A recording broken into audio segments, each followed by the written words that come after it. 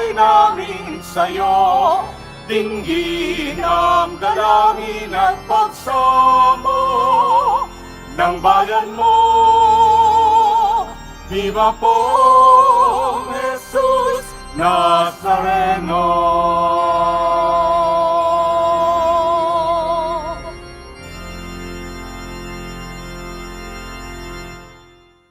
Sa ngalan ng Ama at ng Anak at ng Espiritu Santo, Amen. sumainyo ang Panginoon. At sumaiyo rin.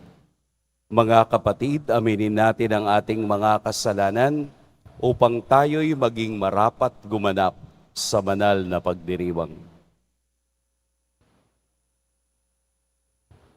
Tayo pong lahat, inaamin ko sa makapangyarihang Diyos At sa inyo mga kapatid, na lubha akong nagkasala sa isip, sa salita at sa gawa, at sa aking pagkukulang.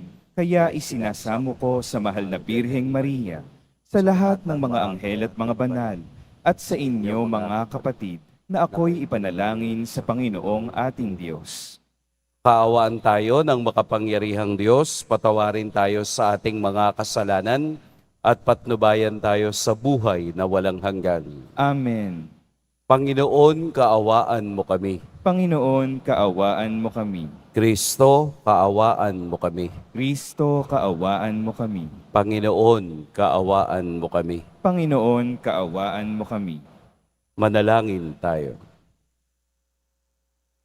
Ama naming makapangyarihan, niloob mong akuin ng iyong anak ang krus at kamatayan upang ang sangkatauhay matubos at mabuhay.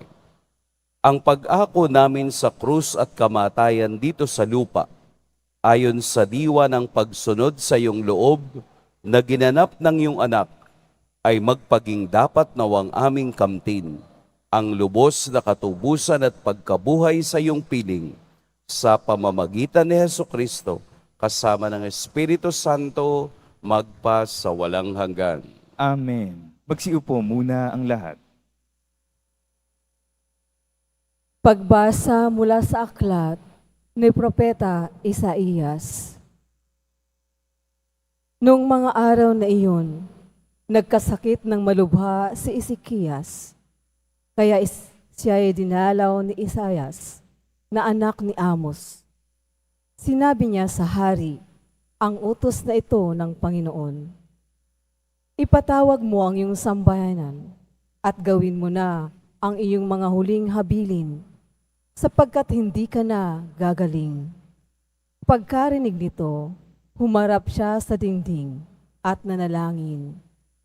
O Panginoon, alam mo kung paano ako namuhay sa iyong harapan. Naglingkod ako sa iyo ng tapat at ang ginawa ko'y pawang nakalulugod sa iyong paningin. Pagkatapos, nanangis siya ng malakas. Nagsalita uli ang Panginoon kay Isaias. Wika sa kanya, sabihin mo kay Ezekias ang sinasabi ng Panginoon, ang Diyos ng iyong ninunong si David. Nakita ko ang iyong pagluha at narinig ko ang iyong dalangin. Kaya 15 taon ka pang mabubuhay.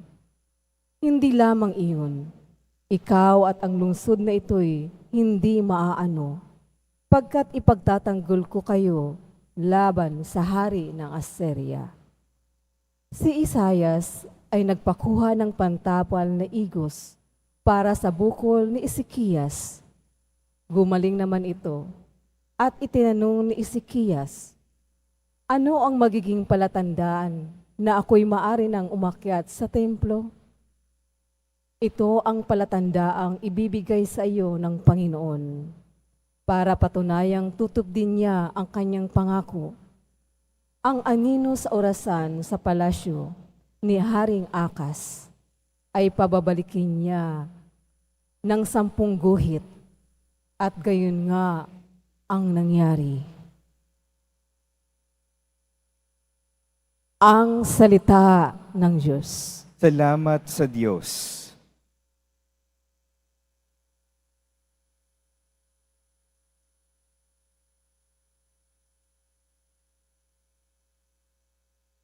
Buhay ko'y iniligtas, pag-iral ko'y walang wakas. Buhay ko yung inligtas, pag-iral ko'y walang wakas. Minsan nasabi ko sa katanghalian ng buhay, ako ay papanaw. Sa daigdig ng patay, ako masasadlak upang manatili roon walang hanggan. Buhay ko yung iniligtas, pag-iral ko'y walang wakas. At nasabi ko rin di na makikita ang Panginoon at sino mang nabubuhay. Buhay ko yung niligtas, pag-iral ko'y walang wakas. Katulad ng toldang tirahan ng pastol, inalis sa akin ang aking tahanan. Ang abang buhay ko'y pinuputol mo na tulad na isang habing tela. Buhay ko yung iniligtas, pag-iral ko'y walang wakas. O poon, ang mga nilikha ay nabubuhay dahilan sa iyo. Ako'y pagalingin at ang aking lakas sana'y ibalik mo. Buhay ko yung iniligtas, pag-iral ko'y walang wakas. Magsitayo po ang lahat.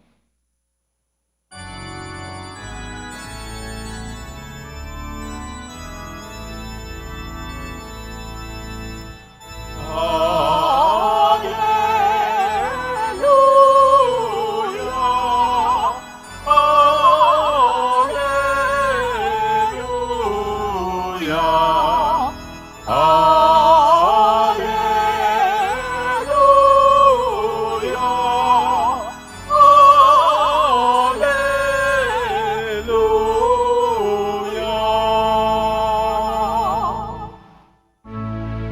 Ang tinig ko'y pakikinggan ng kabilang sa aking kawan. Ako'y kanilang susundan. Alleluia, Alleluia, Alleluia,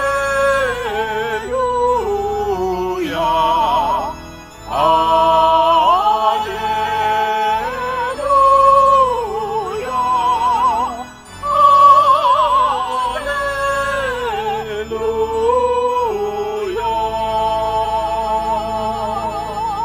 Sumainyo ang Panginoon. At sumaiyo rin, Ang mabuting balita ng Panginoon ayon kay San Mateo. papuri sa iyo, Panginoon. Noong panahong iyon, isang araw ng pamamahinga, naparaan si Jesus sa triguhan. Nagutom ang kasama niyang mga alagad, kaya't nangitil sila ng uhay at kinain ang mga butil. Nang makita ito ng mga Pariseo, sinabi nila sa kanila, "Tingnan mo ang ginagawa ng iyong mga alagad. Bawal iyan kung araw ng pamamahinga." Sumagot si Jesus, "Hindi ba ninyo nabasa ang ginawa ni David nang magutom siya at ang kaniyang mga kasama? Pumasok siya sa bahay ng Diyos at kumain ng tinapay na handog sa Diyos at pinakain din niya ang kaniyang mga kasama. Labag sa kautusan na kanin nila ang tinapay na iyon, sapagkat ang mga saserdote lamang ang may karapatang kumain niyon.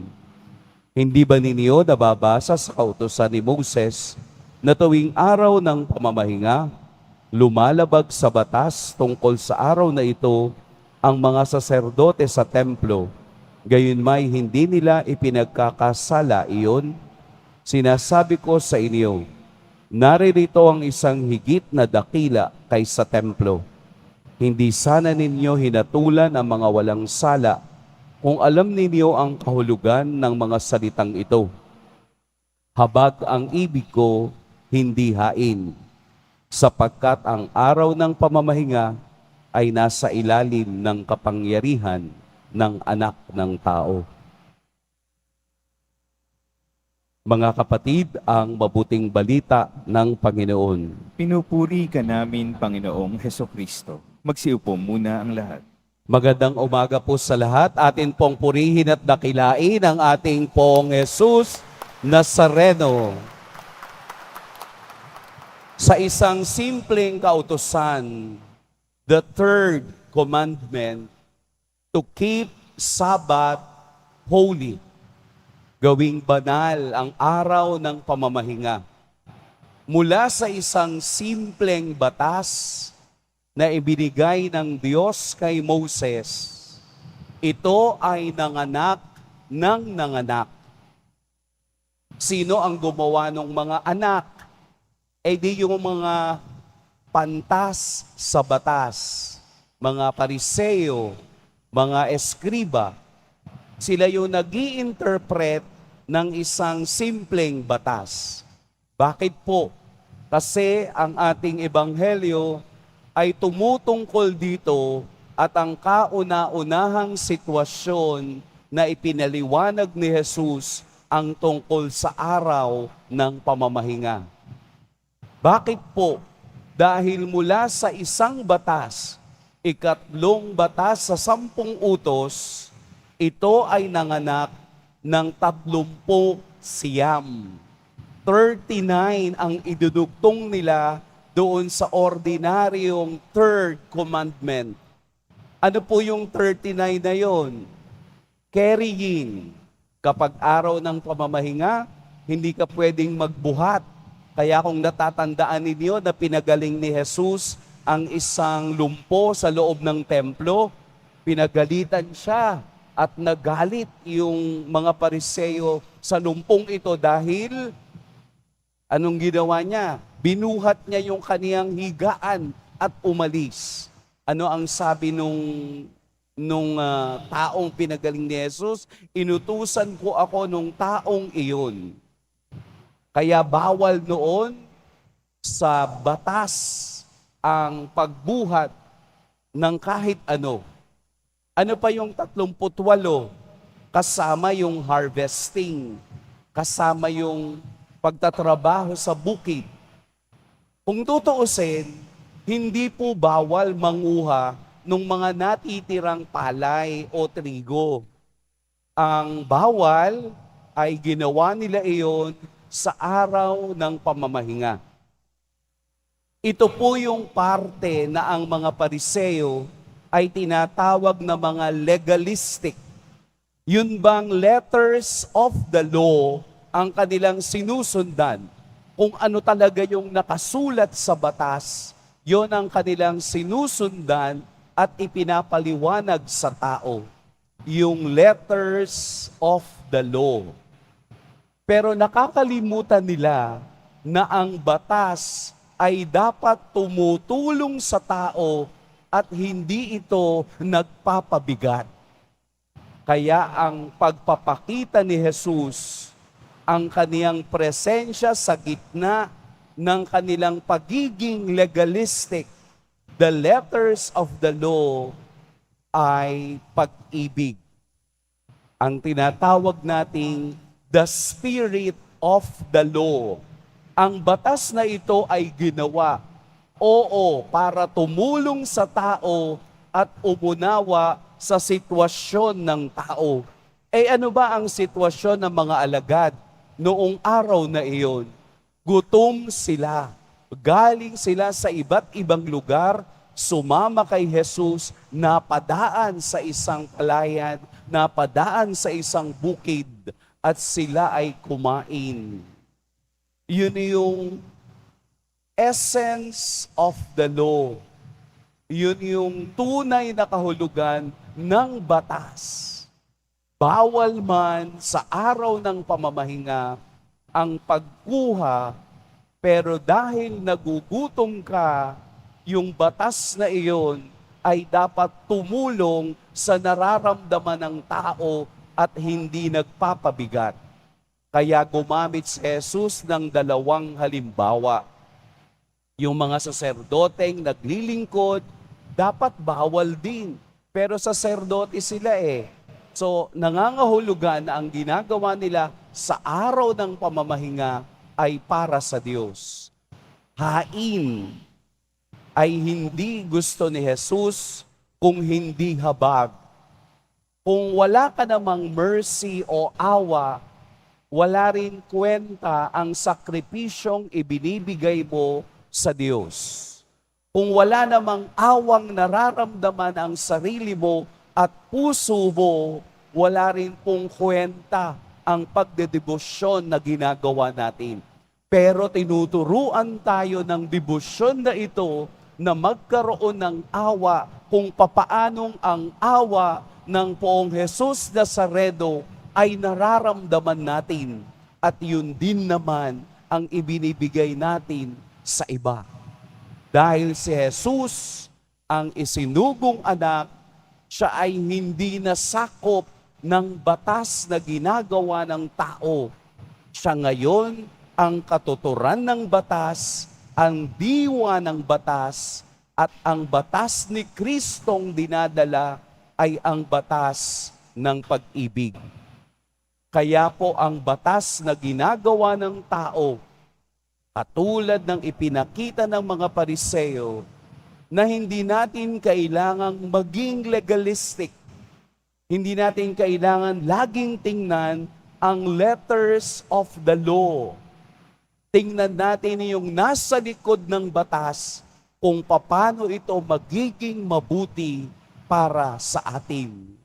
At ang batas na ipinapakita natin ngayon, ang batas na ibinibigay ng Ebanghelyo ay hindi dapat magdadala sa pagkakasala upang lagi nating i-judge ang iba dahil sa batas na ating nabasa.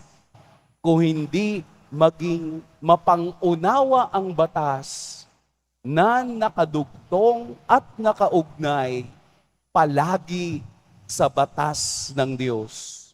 Dahil mawawala ng saysay ang anumang batas kung ito ay malayo sa diwa ng pagka-Diyos ni Kristo.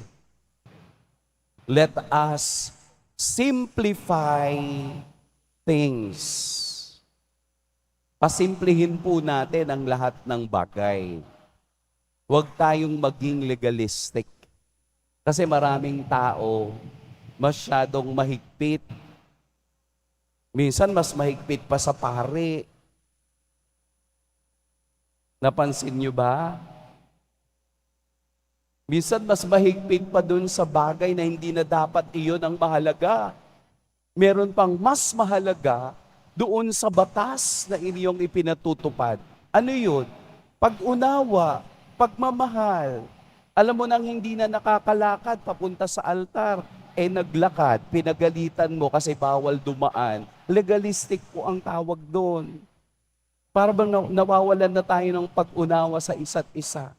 Nagkamali ng pagbasa. Ano ang ginagawa? Sinisisi nung lahat ng kasama. Nagkamali ka. Yung bang pagkakamali sa pagsunod sa simpleng bagay, ginagawa nating legalistic na para bang tayo na lang lagi ang tama. Hindi. Unawain natin ang iba. Unawain natin na ang bawat isa ay pinipilit sumunod sa batas. Pero minsan talaga, nagkakamali tayo ng pagsunod. At ang unawa ang kailangan natin. Kung papaanong inunawa ni Jesus ang gutom ng mga alagad, ipinakita niya na bilang Diyos, ako, nakasama ninyo ang tunay na may-ari ng araw ng pamamahinga. Di ba marami tayong nababasa, no? Na pumunta ka na daw sa ibang lugar, mag-drive ka na lang sa ibang lugar, huwag lang sa Kalakhang, Maynila. Bakit kaya? So nakita ko yung rason. Kasi mga traffic enforcer daw, pinakabuwaya sa Maynilaan. Parang ayoko namang maniwala hanggang naranasan ko. Na minsan, dahil may batas, lahat na lang ng batas ay ating ini-implement hindi para tulungan ang driver na naliligaw, Kung hindi, hulihin. Dahil naligaw ka, nagkamali ka, bawal mag-right turn dyan, batas, bayad ka. Diba? Lahat ng galaw ng tao nakaayon sa batas. Pero nakakalimutan na kaya ka nandyan para tumulong sa naliligaw at nawawala. Katulad ni Jesus na sentro ng ating pananampalataya, siya ang ating mapa, siya ang ating giya, siya ang ating tunay na nagtuturo kung ano ang tama. At ang tama ay palaging nakaakibat sa pag-unawa at pag-ibig sa iba. Habag ang ibig ko, hindi hain. Pagpalain tayo ng poong may kapal.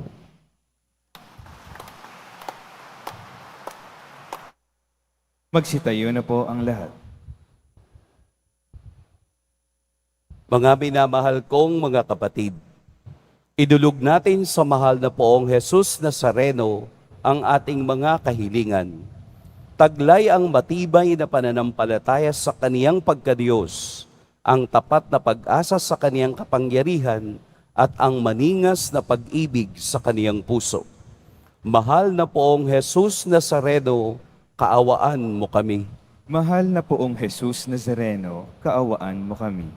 Upang ang Eucharistia na ating tinatanggap sa komunyon at inihahandog sa misa bilang alaala ng mga hirap ng mananakop ay magdulot sa atin ng wagas na pagmamahal sa Diyos at sa kapwa. Manalangin tayo. Mahal na poong Jesus Nazareno, kaawaan mo kami. Upang ang panalangin ni Jesus Nazareno sa halamanan ng Getsemani, na dito'y pinawisan siya ng dugo, ay maghasik sa atin ng pagkahilig sa panalangin, na siyang mabisang lunas sa lahat ng karamdaman ng tao. Manalangin tayo. Mahal na poong Jesus Nazareno, kaawaan mo kami. Upang ang kanyang koronang tinik, damit na purpura at krus, ay magpaalaala sa atin na ang kanyang mga aral at simulain bilang hari ng sanlibutan ay dapat maghari sa ating isipan, angkan at lipunan. Manalangin tayo. Mahal na poong Jesus Nazareno, kaawaan mo kami. Upang sa bisa ng kanyang pagpasanang krus sa mga lansangan sa Jerusalem, ay matuto tayong makiramay at makihati sa mga kahirapan at tiisin ng kapwa. Manalangin tayo. Mahal na poong Jesus Nazareno, kaawaan mo kami. Upang tulungan tayo ng mahal na Birhen, ina ng hapis, na maging tunay na larawan ng kanyang anak sa isip, wika at gawa, nang sa gayon ay makamit ang ating kahilingan sa poong Jesus Nazareno. Manalangin tayo. Mahal na poong Jesus Nazareno, kaawaan mo kami. Ama naming mapagmahal, nahayag sa salita, gawa, buhay at kamatayan ng iyong anak, na ang Diyos ay pag-ibig. Maipahayag dinawa namin ang katotohanan ito sa pamamagitan ni Jesus Nazareno, Panginoon namin magpa sa walang hanggan. Amen.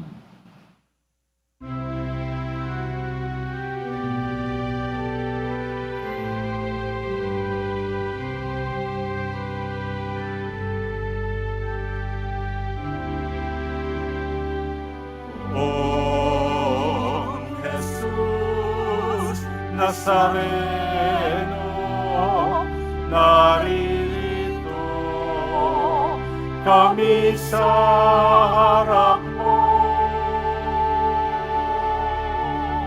Alak at tinapay alay namin sa'yo, mula sa tangkay ng ubas at butil ng trigo upang maging dugo at katawan mo. Jesus Nazareno, alak at dinamay sa tanan ay nagbibigay buhay, biyayang kaloob mo ay aming inaalay. Aming hiling pagpapala, buhay na dalisay. Magsitayo na po ang lahat. Manalangin kayo mga kapatid upang ang paghahain natin ay kalugdan ng Diyos amang makapangyarihan. Tanggapin nawa ng Panginoon itong paghahain sa iyong mga kamay, sa kapurihan niya at karangalan sa ating kapakinabangan at sa buong sambayanan niyang banal. Ama naming lumikha, sa kapagpapatawad ng mga kasalanan, maganap nawa ang paghahain ito na sa dambana ng krus ay siyang pumawi sa kasalanan ng buong mundo sa pamamagitan ni Hesukristo kasama ng Espiritu Santo magpa sa walang hanggan. Amen. Sumainiyo ang Panginoon. At sumaiyo rin. Itaas sa Diyos ang inyong puso at diwa. Itinaas na namin sa Panginoon. Pasalamatan natin ang Panginoong ating Diyos. Marapat na siya ay pasalamatan. Ama naming makapangyarihan, tunay ngang marapat na ikaw ay aming pasalamatan. Iyong ipinasyang sa kahoy na krus ang sangkatauhay tubusin ni Jesus. Sa punong kahoy nagkapuwang ang kamatayan, sa kahoy na krus itinanghalang pagkabuhay. Sa punong kahoy na naig ang sumuway sa iyo, sa kahoy na krus siya'y nadaig ng masunuring anak mo. Kaya kaisa na mga anghel na nagsisiawit ng papuri sa iyo, nang walang humpay sa kalangitan, kami nagbubunyi sa iyong kadakilaan.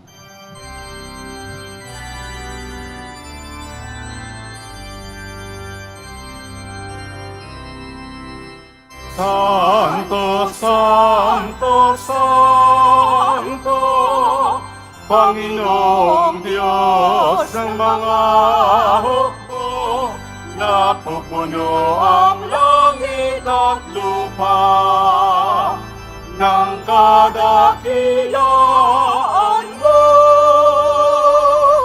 Hosana sa kaitaasan, pinagpalang na paririto sa ngalan ng Panginoon. Hosana sa kaitaasan.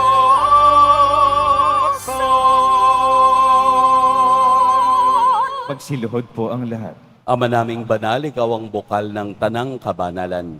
Kaya't sa pamamagitan ng iyong Espiritu, gawin mong banal ang kaloob na ito upang para sa amin maging katawan at dugo ng aming Panginoong Heso Kristo.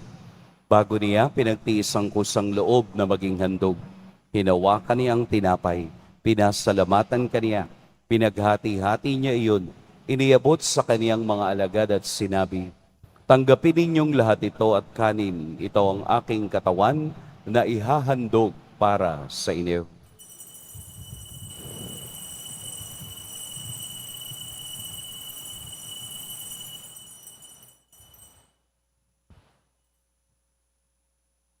Gayun din naman, noong matapos ang hapunan, hinawakan niya ang kalis, muli kaniyang pinasalamatan, inabot niya ang kalis sa kaniyang mga alagad at sinabi, "Tanggapin ninyong lahat ito at inumin, ito ang kalis ng aking dugo, ng bago at walang hanggang tipan, ang aking dugo na ibubuhos para sa inyo at para sa lahat, sa ikapagpapatawad ng mga kasalanan.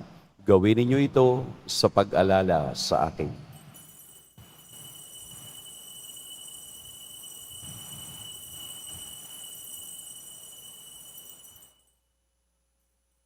Magsitayo na po ang lahat.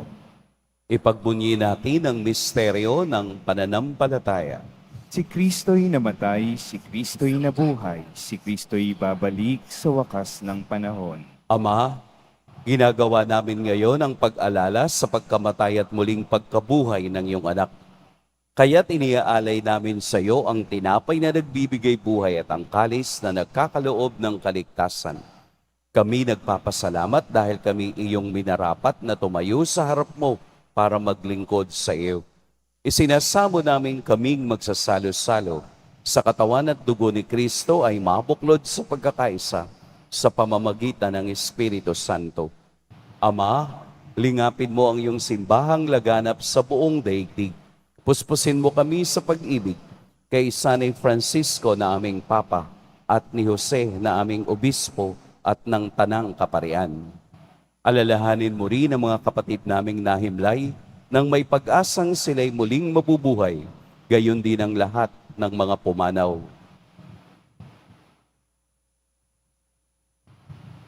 Kaawaan mo sila at patuloyin sa iyong kaliwanagan. Kaawaan mo at pagintapating kaming lahat na makasalo sa iyong buhay na walang wakas.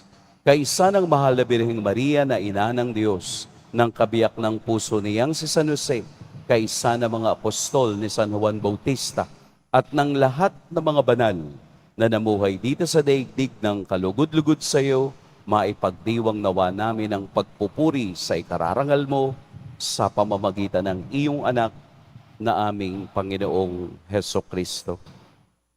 Sa pamamagitan ni Kristo, kasama niya at sa Kanya, ang lahat ng parangal at papuri sa iyo, Diyos Amang makapangyarihan, kasama ng Espiritu Santo, magpa sa walang hanggan.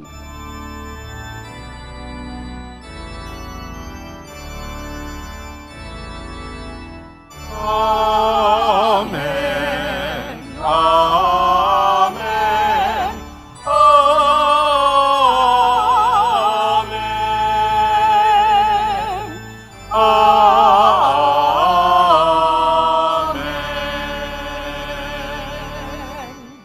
Sa tagubilin ng mga nakagagaling na utos at sa turo ni Jesus na Panginoon natin at Diyos, ipahayag natin ng lakas loob.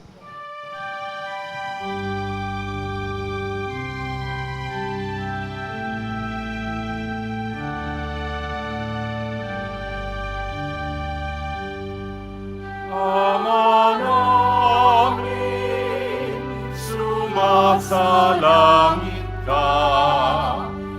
Sambahin ang ngalan mo. Mapasanin ang kaharian mo. Sundin ang loob mo. Dito sa lupa para ng salain.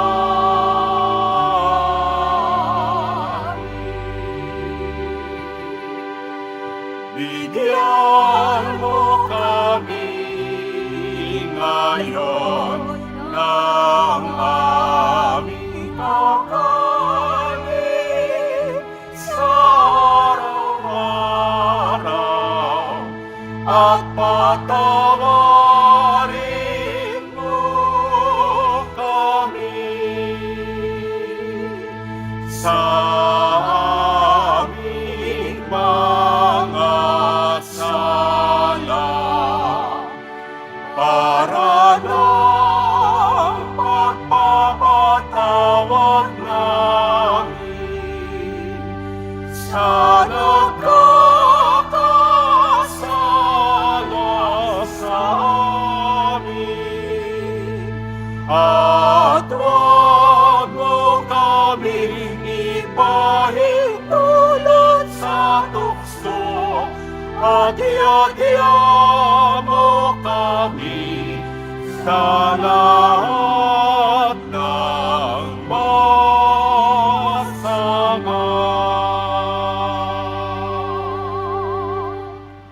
Hinihiling namin kami iadya sa lahat ng masama, pagkalooban ng kapayapaan araw-araw, iligtas sa kasalanan at ilayo sa lahat ng kapahamakan, samantalang aming pinananabikan ang dakilang araw ng pagpapahayag ng tagapagligtas naming si Heso Kristo.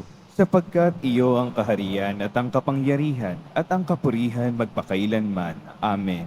Panginoong Heso Kristo, sinabi mo sa iyong mga apostol, kapayapaan ang iniiwan ko sa inyo, ang aking kapayapaan ang ibinibigay ko sa inyo.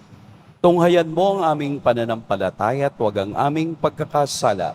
Pagkalooban mo kami ng kapayapaan at pagkakaisa ayon sa iyong kalooban, kasama ng Espiritu Santo, magpa sa walang hanggan. Amen. Ang kapayapaan ng Panginoon naway laging sumainyong lahat. At sumaiyo rin. Magbigayan kayo ng kapayapaan sa isa't isa.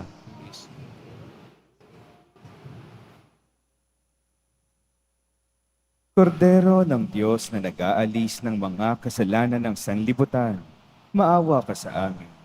Kordero ng Diyos na nag-aalis ng mga kasalanan ng sanlibutan, maawa ka sa amin. Kordero ng Diyos na nag-aalis ng mga kasalanan ng sanlibutan, ipagkaloob mo sa amin ang kapayapaan. Magsiluhod po ang lahat. Ito ang kordero ng Diyos, ito ang nag-aalis ng mga kasalanan ng sanlibutan. Mapalad ang mga inaanyayahan sa kaniyang piking. Panginoon, hindi ako karapat-dapat na magpatuloy sa iyo. Ngunit sa isang salita mo lamang ay gagaling na ako.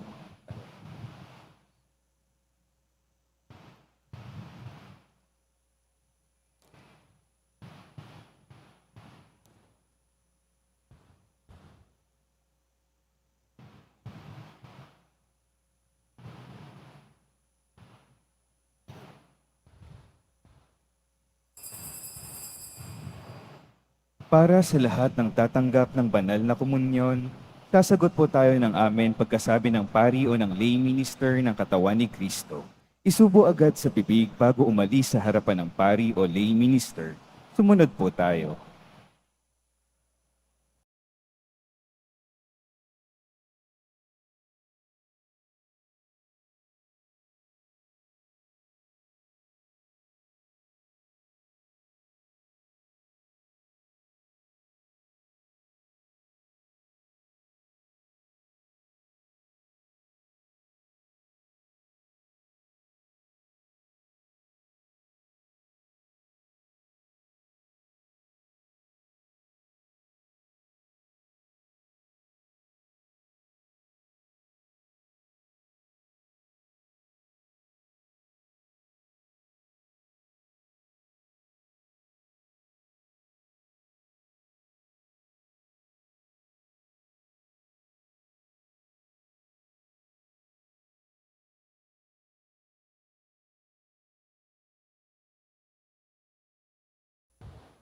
Manalangin tayo.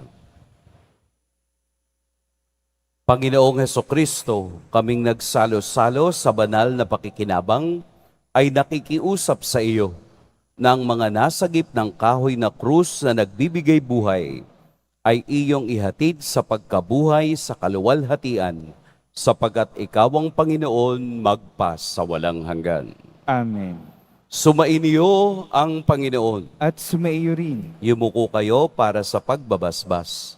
Mahal na poong Jesus Nazareno, inihayag mo sa pamamagitan ng krus ang walang maliw na pag-ibig ng Diyos sa sangkatauhan. Pakinggan mo po ang kahilingan ng iyong angkan na nagsusumamo sa iyo. Makamtan nawa nila ang iyong katugunan at tanggapin ang kasagutan na may utang na loob na tinatanaw. Basbasan din po ninyo ang mga daladala nilang mga imahen at dasalan. Sa pamamagitan ng bendisyon na ito, naway maalala nila ang mga pangako nila noon sa binyag, na ikaw ang kanilang iibigin at paglilingkuran bilang Panginoon, magpa sa walang hanggan. Amen.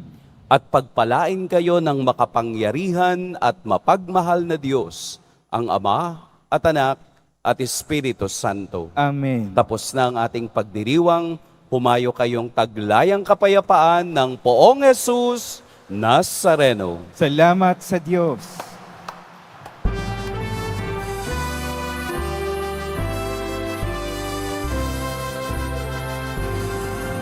Sa Padre Jesus Nazareno, sinasamba ka namin. Pinipinto ka namin, para nung aming buhay at kaligtasan. Nuestro Padre Jesus Nazareno, iligtas mo kami sa kasalanan. Ang krus mong pinamatayan sa isang ng aming kaligtasan. Nuestro Padre Jesus Nazareno, dinarangal ka namin. Nuestro Padre Jesus Nazareno, niluluwalhati ka namin. Nuestro Padre Jesus Nazareno, dinarangal ka namin. Nuestro Padre Jesus Nazareno,